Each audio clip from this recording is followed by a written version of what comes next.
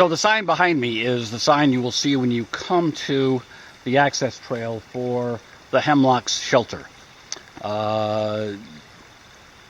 If you can read that, it actually says Hemlocks Shelter Privy, but it means shelter and privy. This is not just the trail for the privy. So we'll go in and take a look around. So the shelter is just up there, but here on the access trail, the short way in, is the bear box. And here is the shelter. This was redone relatively recently, but I don't know the year off the top of my head. I'll put up a little comment. But it's the typical Massachusetts design. Got a few bunks here on the bottom. 4 bunks on the bottom. And a picnic table here under the overhang. And some ladders that allow access to the sleeping loft.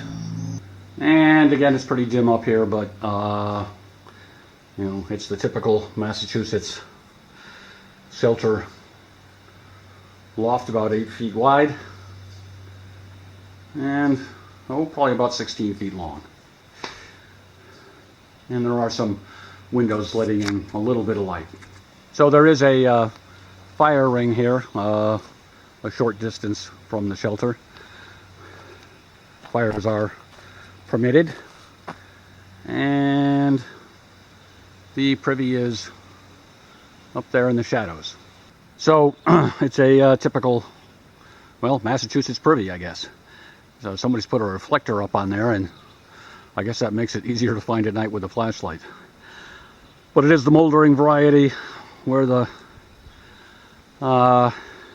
structure is moved back and forth on the frame to accommodate 2 decomposition pits. So the area in general is kind of on a slope. There are a few places that a tent could be set up, and clearly have been. They're not, you know, great, but they're there. The area that's 1/10 of a mile north on the AT from here, the Glenbrook Shelter area, has a lot more potential for tenting than this does. And there are, you know, a few trees I was able to find quickly that are appropriately spaced for a hammock. So both those options are available here.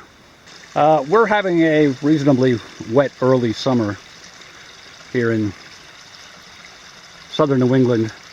So this small brook, which is just a few feet closer to the AT than the bear box, is running now. It's not really the main water source, which is down really on the AT, but in, you know, wet conditions, it's here and a little bit more convenient.